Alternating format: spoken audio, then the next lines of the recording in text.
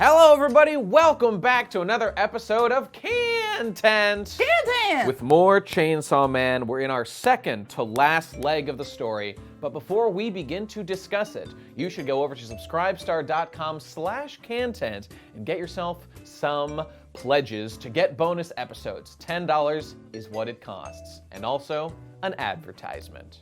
Hey kids, want to impress your friends and induce sexual arousal in your neighbors? KHANTEHNT t-shirts! Wow, I've never been more impressed in my life with anything! KHANTEHNT now has official t-shirt merchandise, and you can get yourself some by clicking below the video or in the Teespring link in the description. With designs like the classic KHANTEHNT logo. Or this! I've got a shirt on too. Or this. KHANTEHNT! New designs will be coming all the time, so always stay tuned on that Teespring store and look for fresh designs. They're a great way to support the show and share your KHANTEHNT pride. So get out there, wear them, and get into KHANTEHNT. KHANTEHNT!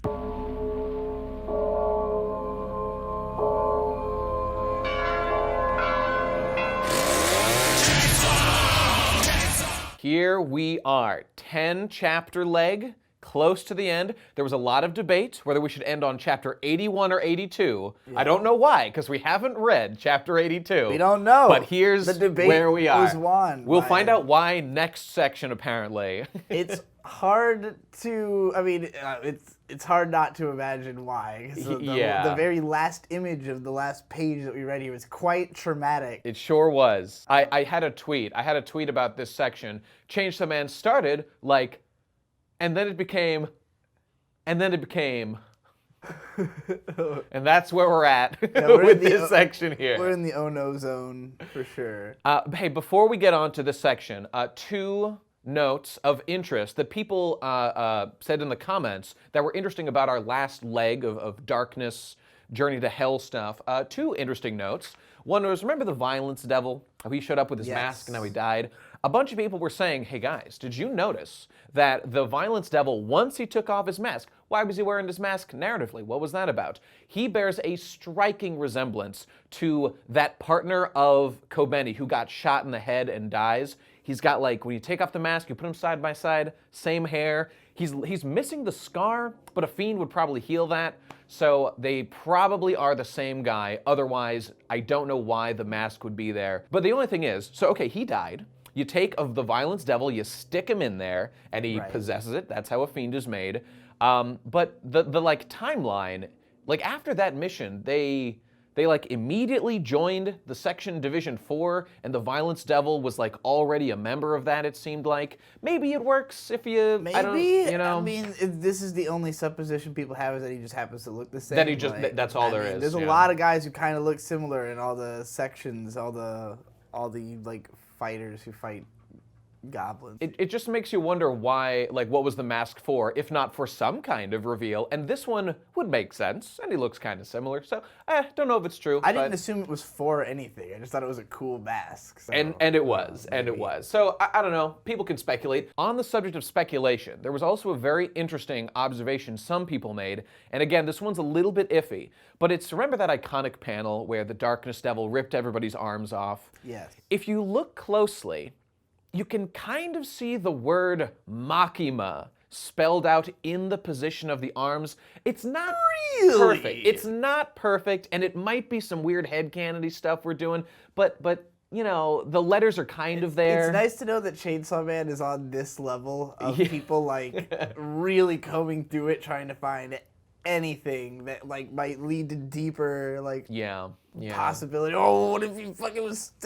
Makima might be just like the most scary demon of all. I don't know. Well, yeah, that's kind of what we learned in this group of chapters. Well, let's build up to that. First event, we're dealing with the aftermath of the Darkness Devil stuff. So our casualty list is, let's see, first of all, Aki manages to get one arm reattached, his right arm, I believe.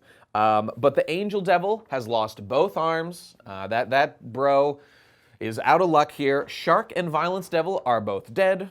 Kobeni has resigned from the agency, so rip Kobeni and her sweet ride. She's got to come back to do something in the final stretch. They wouldn't just would be so anticlimactic. They would not leave that unfucking.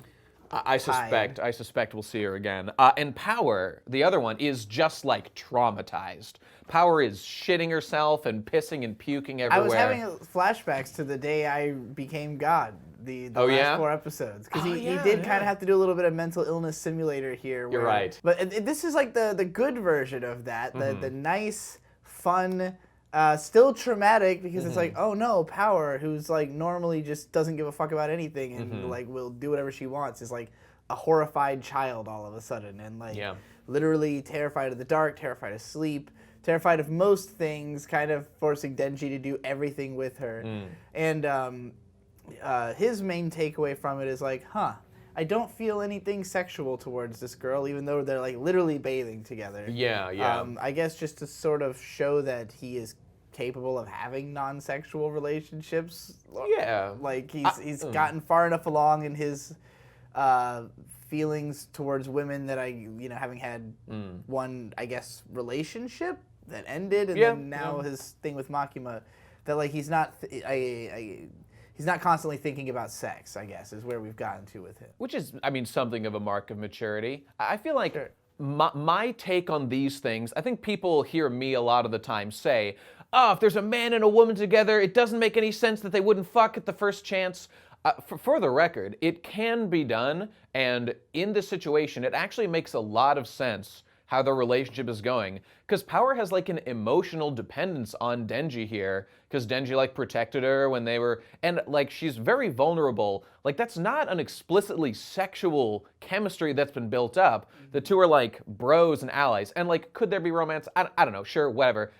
But like the way that Denji doesn't feel that, considering that she's like a child, she is like so dependent, is very natural, and it was done in a really good way here that I appreciate, and I thought it was very interesting. It also just made sense for their relationship to be at this place, because like he did initially like want to touch her boobs. That was his motivation for a whole like arc, but because of the fact that she just, I mean, he got to have that experience and realize, I'm just not attracted to this person based on who she is. But I mean, she's such an asshole right? a lot of the time. They've been friends for like all this time. So like having them all like kind of play house for a little while, it was an unexpected turn for the plot to take. It immediately made me think, okay, well, they're all gonna die, and then that is pretty much what the future devil just comes and says. That's right. Just comes to Aki and is like, Denji's gonna kill y'all. Like, well, sorry, I reread that, and I think what it said was, at first I thought it said Denji is going, maybe this was a different translation, because I think I read from 2 different sources. One, I believe, said Denji is going to kill Aki and Power, going to kill you two in the most horrific way possible. The other translation, I believe, said Denji, you, and Power are going to die in the most horrific way possible. I had to do a double take, but I think it just was translated that way.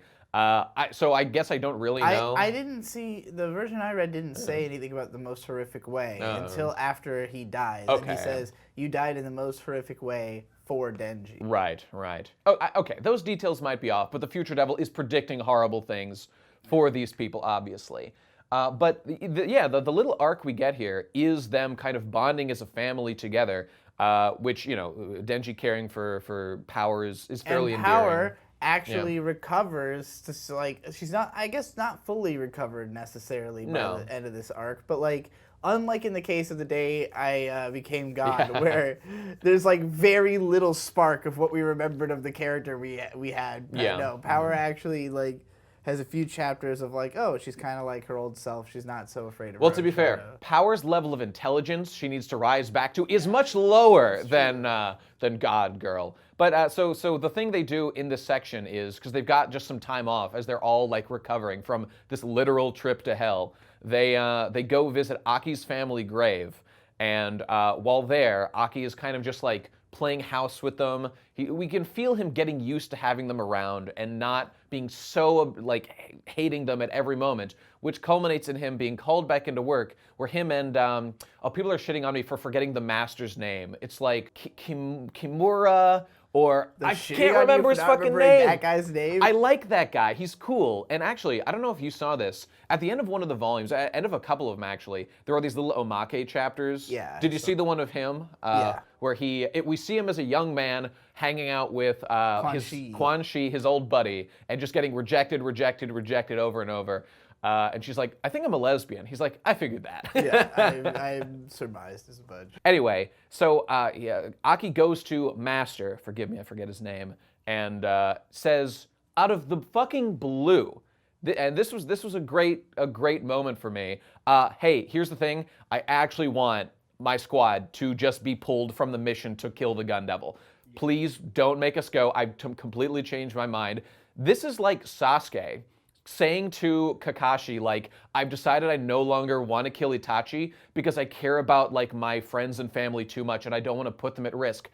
What a great emotional development for a character. Indeed. He's given up, like, his main driving goal in life and his, like, year left after sacrificing all this stuff because he actually has people he cares about now. Holy shit, my heart. It was amazing. And that's when you know the plot can't go anywhere positive from that point Correct. forward. Because, like, you know, this guy was just motivated by revenge. So it is, like, more noble of him in a way to be like, actually, you know what? Maybe my revenge is not worth it. He's fighting directly against the sunk cost effect, which makes him that much more heroic or at least admirable for making such a choice. That's true. So, yeah, like, he's just like, I want out, but then there is no out to be had here. Makima will not allow an out to be had. And, you know, Makima pulls her strings and is like, oh, Aki, you don't want to come? That's fine. But Power and Denji are under my jurisdiction. They're coming along, so sure, leave them unprotected if you want. Right. They're coming. There would be no point to that. So he has to come anyway. There's no fucking escape. And Denji and Power, of course, both are just like, yeah, whatever, we're in anyways. Yeah. You know, we don't care. It's like, so... this leads us into, I believe, right into Makima taking control over Aki, right? Well, I mean, yeah, they go to him and the angel. He goes to visit the Angel Devil, and they're like, "Let's just go talk to Makima and like see if there's any way we can get out of this." And this conversation, this confrontation, things spiral out of control. And the first note I really liked about this scene is that, like, the Angel Devil says to Aki as they're, like, approaching Makima on this random beach where she's hanging out for some reason, they're like, you like Makima, right? And, you know, since the beginning, Aki has said, like, yeah, I'm attracted to Makima. But now he's like, I wonder what it was that made me attracted. I can't remember why. And that was, as soon as he said that, it's like, uh-oh. See, I wondered that from the very beginning, considering the ominous air that surrounded Makima, what it was. And I suspected, and we don't even have hard confirmation, but it's basically revealed that there's a lot more to her going on. Mind control. She's the control devil. She is the control devil. Let's just get to it. Yeah. Like, this is one of those moments when they say, like, the control devil, where it hit me in that way that, like, I should have known. Yeah. That, like, what is the opposite of guns? Control. Gun control. That's true. That's true. Okay, there's so many amazing things happen in this sequence. One of them being that we reveal, oh, actually, this was a little bit before, but in the conversation between Aki and Makima previously, it's revealed that the operation to kill the Gun Devil is not what it seemed like. First of all, the Gun Devil is already defeated. Like, the pieces they've been picking up, that's because the Gun Devil was, like, destroyed by some unnamed party that I actually am very curious who that was. Please tell me, Chainsaw Man, before you end. Probably Chainsaw. Maybe it was Chainsaw. Yeah, I mean, hopefully. Like the previous Chainsaw or whatever it was. Maybe the devil before it got put into Denji's body, Puchita or something. Okay, so actually it turns out that the Gun Devil is in pieces being held by the various governments around the world. China, Russia, America, Japan, etc. And they've each got different percentages. The Gun Devil is just a big nuclear metaphor. It is clearly a nuclear metaphor. And this is a great moment for Aki's character here of Aki realizing that this mission to kill the Gun Devil is actually just the governments of the world competing for control over, like, this thing that specifically killed all Aki's friends and family as a child, his whole goal was to eradicate it from the planet. That's why he's done everything and sacrificed so much of his life. But actually of course he is, just being used as a tool by various political factors to control various pieces of this so that they can use that weapon in order to kill each other. Which is combined with the reveal. Okay, go on. Not just each other, but also to keep Makima at bay, seemingly. Well, that's true. I'm going to assume that the way that they control, or this war is fought, is like Makima can't control people if everyone's dead. Like, well, sure, because what excited me about this metaphor of her being the controlled devil versus guns is like, guns were invented to stop people from controlling you. If somebody's bigger and stronger than you and wants you to do what they want you to do, guns say no.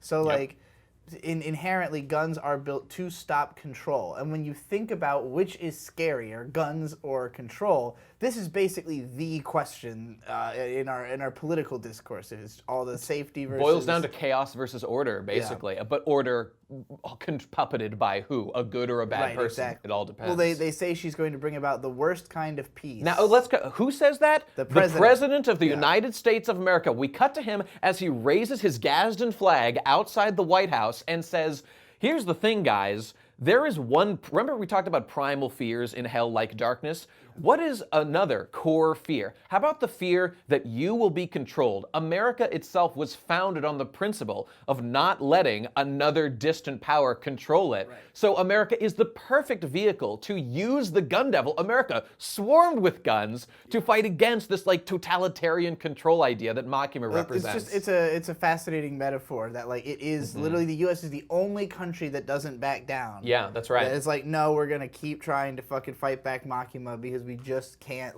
we can't give in to control. Like, it's, like you said, what our country was founded on. So, like... Another nuke metaphor, the America being the one to pull the trigger on Japan again? Come on, He literally guys. says, like, all right, well, I hate to be the one who has to do this. And it's like I literally thought it was just going to be, like, nuclear bomb falls. But it's cooler than that. It's, everyone gets shot at the same time. We see the gun devil, which I guess is apparently, like, 20% of the gun devil, or whatever.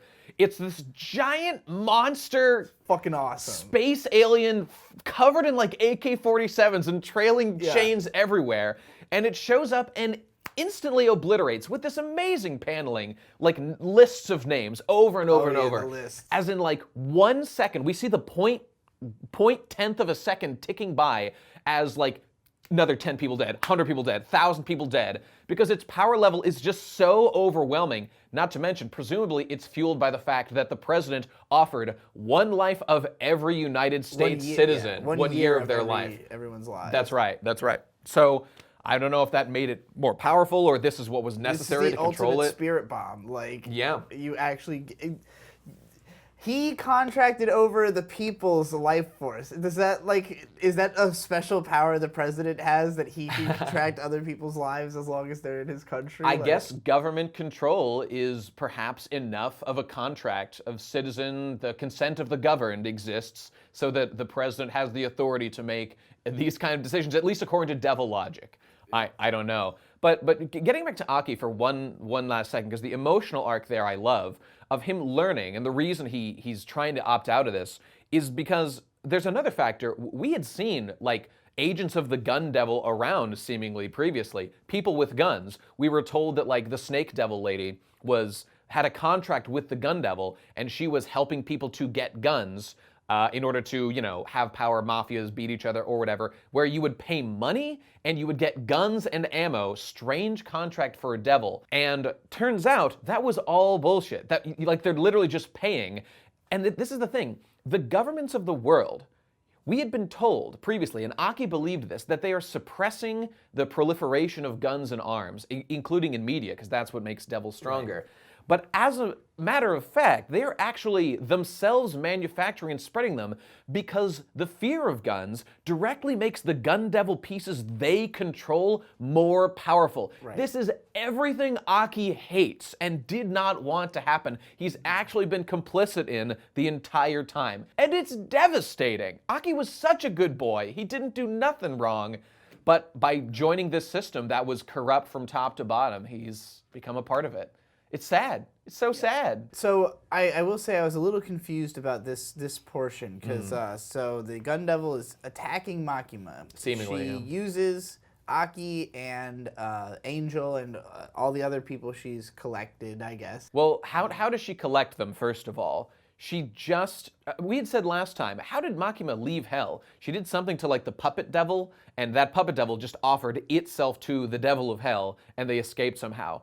It is now made explicitly clear Makima can just control you and she can control you and make you sacrifice yourself for anything, which she does to Aki just because she wants him to work with her, overriding his desire to opt out of the mission. And we get this great little flashback of how she recruited the Angel Devil back in the day. Yeah. Of this little island village where the Angel Devil had been. Makima shows up, obviously knowing that he was there, and just says, hey, show me your power, bro. I command you. He forgets what happens. An hour later, all his friends and family are dead because Makima sacrificed them just to show him how cool his power was. Uh-oh, that's not a good person, Makima. We don't do that if we can avoid it. And so, I mean, the Angel Devil at this point attempts to murder Makima, remembering this, because obviously he'd been made to forget it. But it's not going to work. Makima's too strong. She's going to control you, bro. And now, and now we see not only those two like connected by chains to Makima, but like these dead characters that we'd seen previously that Makima has control over. They're like dead bodies, including like the Snake Devil who worked with someone else. Where did that vanish to? Makima controlled her or something, clearly. The two devil hunters who are aided by like the Punishment Devil, just a bunch of people that we've seen in the past. They're all still under Makima's control, even though they're dead. It was, well, I mean, it just is what it is. She's just such a fucking control freak. So she has all these people, but I was kind of unclear exactly what she did to fend off the Gun Devil or turn Aki into a Gun Devil, because that's what happens next. Well, okay, great question, because I was also a little confused. We see this thing on screen where they say Makima confirmed dead by the Gun Devil for the 29th time. And what visually happens is like a chunk of her brain seems to come out and form like a halo over her head. I mean, there's a character in One Piece, Basil Hawkins, who when you kill him, he has like the voodoo doll devil fruit or something. Like one of his henchmen he's like contracted with, they just die instead of him. I'm gonna assume it's something like that kind of power, that she can kind of offset damage to other people so she never died. I mean, they say clearly she's died many times. Right. So it must be something like that. She can just, people she's controlled, she puts damage onto them or something. It just seemed like all of a sudden she was no longer being attacked by the Gun Devil and we were dealing with Aki as a Gun Devil. Well, okay. I mean, there's one important panel here where after the Gun Devil seems to exhaust its volley on, and it does successfully kill Makima, because apparently its power is to just headshot, no-scope, 360 everyone in some vicinity. She does get hit, but, you know, she recovers or whatever.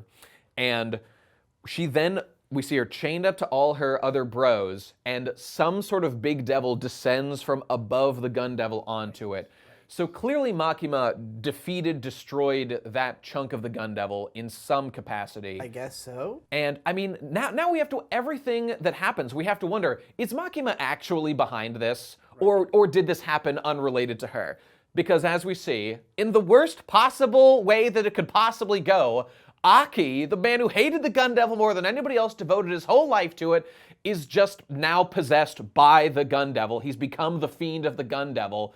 And he shows up to fucking kill Denji and Power, the two people he loved and wanted to protect. Yes, and he ends up killing a whole bunch of innocent people in the process. Deliberately, on purpose, for fun. And Denji just keeps keeps hoping like, oh no, like there's got to be some of you left in there. You're killing so many people. Like, come on, man, wake up. But like, he can't get him to wake up no matter how hard he tries. Makima had told him, don't think about anything during this next fight. Yeah. And as soon as he can finally stop thinking, it's interesting to see the evolution of him throughout the fight of like you can tell he's like not convinced that he can do anything. Yeah. You know, like he keeps trying to convince. At the very start of the fight, it seems like he is completely in the mindset of like, that ain't Aki, fuck that. Yeah. But then as it goes on, it's like, no, Aki, stop. And then eventually it's like, all right, well, I just gotta... He has to work through like all the stages of grief during this fight as he realizes, I have to kill my friend now who's been like such a great guy to me. I mean, they're friends now. They no longer hate each other or anything.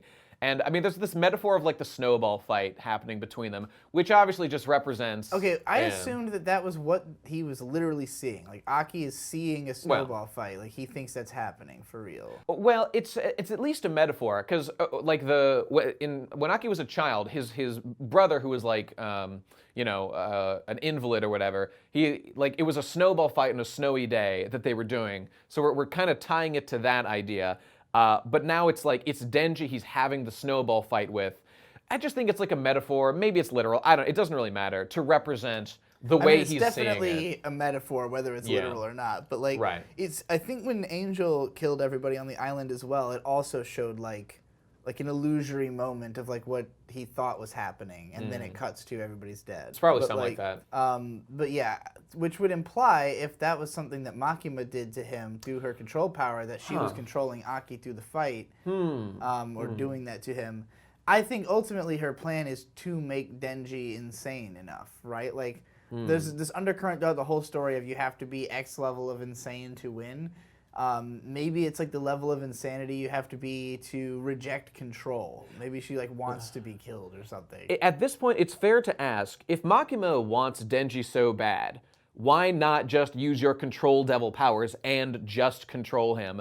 Maybe we're gonna find out that the Chainsaw Devil is actually the Chaos Devil or some are shit. just so out of control. They're out of control. I mean, I have no idea if that's true or not. Maybe that'll be the case, but I think it's probably going to be that insanity that's been so important is going to be the thing that makes them different. What do people fear even more than control? I guess is chaos, which is why they allow control. You know, some of us though have a very special power called chaos control that allows us to... That's why Shadow is the alpha and the omega, balancing all forces of the universe. The Aki's death here, though, was kind of shown... He seems like just way stronger than Chainsaw Man. First of all, he's got ranged attacks. That's pretty beneficial. He's shooting these giant laser blasts out of his fucking AK arm that's replaced his human arm that he had lost. So the metaphor I'm understanding here. But in his little vision of the snowball fight, he just, all of a sudden he pictures Denji as like a child in this metaphorical snowball fight, like crying. And we see Aki just like lose the will. He's like, oh, I don't like this anymore. Okay, this fight isn't fun anymore.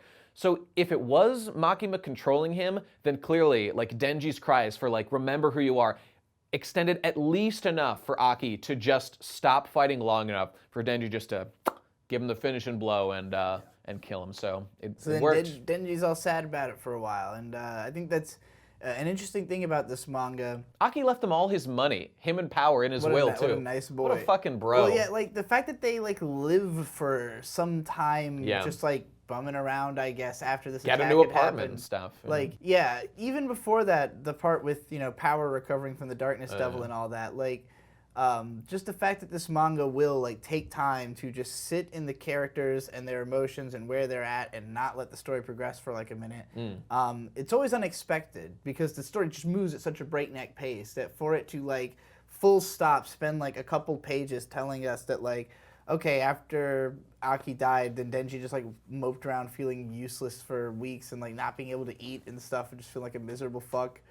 And then like, of course, as always happens when he's feeling down and shitty, Makima comes swooping in with her feminine wiles to cheer him up. Well, on the subject of that, these ebbs and flows are really important in storytelling in general. And like Chainsaw Man, it's not like the most revolutionary like narrative construction. In fact, it's quite straightforward and it fits the beaten path. But like most stories really should stick to that unless you've got a really good idea of how to like break narrative conventions. And it's all the flavor used in that like regular style of a manga of like, okay, the hero gets stronger, but he does it in like a fucked up, insane way. And we see all these characters die as like a joke that we expected to live. It's just refreshing on that level. I think there's such a need these days. We're living in this postmodernist world where we want everything to defy all logic and like totally revolutionize the way stories are told. But stories were told in a straightforward way for a long time for a purpose. There was a reason for it, even if you've got a different story you want to tell or something. So in some ways it's kind of refreshing that they're not like doing everything different. Like, it doesn't turn out that Denji was like a serial killer all along, who he was the gun devil, or it's trying to like totally, it does weird flashbacks and cuts forward and back and is changing the story that way. It's telling its story at a normal pace in a good way, but all these cutaways, like you were saying, these moments of pause, every one of them has a point to it. It all feels meaningful. Yeah. And that's what I mean by it being straightforward and clear. It just works. It keeps hitting its mark on point every single time, and it has just been so good to see. Yeah. But anyway, well, let's talk about the end of this little arc, because so all the themes that we're building towards here of like the guns versus control really come to a head, and Denji hits his low point and just says to Makima, "Make me your dog. Just let me be your dog." First of all, she gives him a wish. Like, what do you want in the world, Denji? What's the number one thing I can give you? Literally anything you could have. But like, not what I expected the Chaos Man to say to this. Well, and it's an interesting scene because it was really the moment that he gets to her house and her house is full of dogs. Which I loved, yeah. That was when I finally realized that Makima is an evil bitch who needs to die. And the reason is that, like, I was like, okay, we already know she's the control devil, but like, it's that she relishes in that control. Because when I think about dogs and why I struggle with them is that they are just implicitly loyal to everybody. Basically, it's just like if you pay them any attention, then they're just like, all right, you're cool. This is what they're known for, being loyal servants, basically. Right, they're loyal servants, and so she has a whole bunch of them in her house that are all like, they've all just got like crazed eyes, and like they're drawn in this way that they're just like, yeah, I'm fucking excited, everything's amazing. And like Denji literally just sees the dogs and her and eats a little bit of this cake and is like, this is the most perfect thing in the world. Like, there's no place better than this that exists.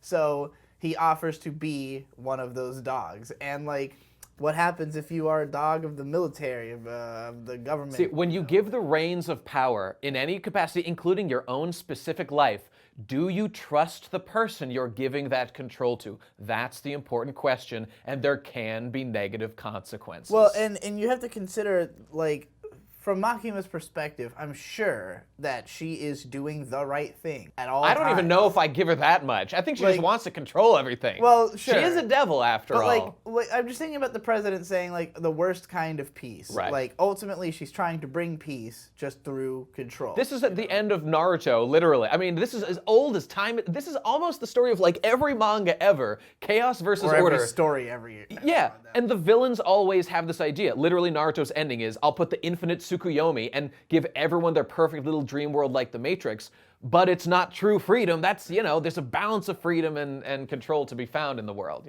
Indeed, and Makima just has total control. So, like, whatever she makes Denji do, I'm sure in her mind is for his good, but how could, like, at some point, is it even worth living in a world where you had to kill Aki, and she killed Reze, his fucking girlfriend and shit. Right. She killed the Angel Devil's family. Like, that's kind of like what made the "Let me be your dog" line have so much impact to me was that he actually is at his lowest point without realizing it. I agree. Yeah. That, like, he thinks he's in he thinks this is it. This is Valhalla. This is all I've been fighting for. But like what he says is, "Make me a dog." Yeah, that's the worst thing you can say. That's actually a brilliant point. It's framed in like a very fluffy, positive way, but that was the one moment in all of Denji's character I felt myself viscerally pull back from Denji and be like, ew, I don't like that he just said that, but that's how you're supposed to feel. It's weird to say that. But he's crazy, man. Of course he tries that shit. And it immediately gets thrown back into his face because then Power shows up to the apartment and she's like, okay,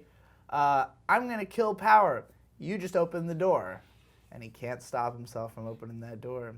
Moral event horizon thoroughly crossed. We've crossed it now. Now we know that she killed like Reze. That name is hard to pronounce. Rez, whatever. And I didn't like seeing Power get hurt or die. It made me sad. I don't like this. It was big, bad, hard death kill. It's not good. I don't like that Power died. This is the last thing we see here is Power seemingly die. Maybe she'll live in some weird way. Devil we survive. were told not to read the next chapter. We were specifically, there was a big debate about whether to go or not. Last time that we stopped right after someone got killed, a major character, it was Makima getting brained in like chapter 22. Yeah. She was definitely still alive. You know, I noticed, by the way, that Quan Chi, who is a Chainsaw Man level or hybrid person, seemingly, she has not shown back up. And I don't know, maybe she would, maybe she's alive somewhere. But, like, Makima did say, Makima said there were corpses talking and chopped off their heads, but we had previously seen Quan Chi survive getting her head chopped off. So, like, I'm just wondering, is she dead? Maybe she's back. And, like, could power be in a similar thing?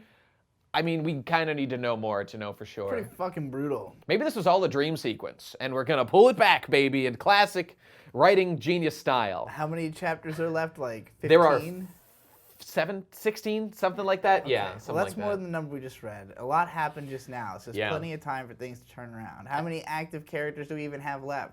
Not that many. Not that many. So some of them got to come back. Master, whose name I can't. Oh God, I can't remember his fucking name. Kobeni, who's obviously going to save the day. She's got to show up. Kobeni's going to save. Got to have a new car. It's a fucking sports car now. Yeah, my severance pay. I bought this shit. She's going to kill Makima with it. Makima's got to go. She's got to go. Probably. This is no longer an acceptable amount of murdering of innocent people. Yeah. She's crossed the line, and it's time to fucking go. I want Chaos Man to cut her fucking fat head off, because she's a bitch, and I don't like her anymore. So that's how I feel about that. None of those are unfair claims. She's kind of a bitch. I wish America had succeeded in nuking her with the gun devil. That would have been a good thing. Because, I mean, it's funny, when the president was talking, like, the president and, like, the whole world is explicitly like, we know how dangerous Makima specifically is. I wonder if even the Japanese government is, like, comfortable with Makima working for them. He says something like all of human history has just been the battle against Makima, or something like that. The battle against control, you know, because that's what she is. Do you let the whole world control you, or do you strive for freedom? It's about finding the right balance and trusting your rulers. You should find the right balance in your bank account to pay us on Subscribestar. And send your KHANTENT clips so that we can play them at the end of the videos. Well, before we get to that, to your friends. Oh yes, subscribe, Twitter and whatnot. You should know, people, we are not going to be here next week with a Chainsaw Man episode because it's Titan Week. Whoa! You're gonna have to wait extra time to hear about Chainsaw Man. But when we come back, it will be the final episode of Chainsaw Man. We're going to be wrapping it up, so hang in there, gang. Get revving, and hopefully we'll have a good time with our friends. Anyway, run a clip.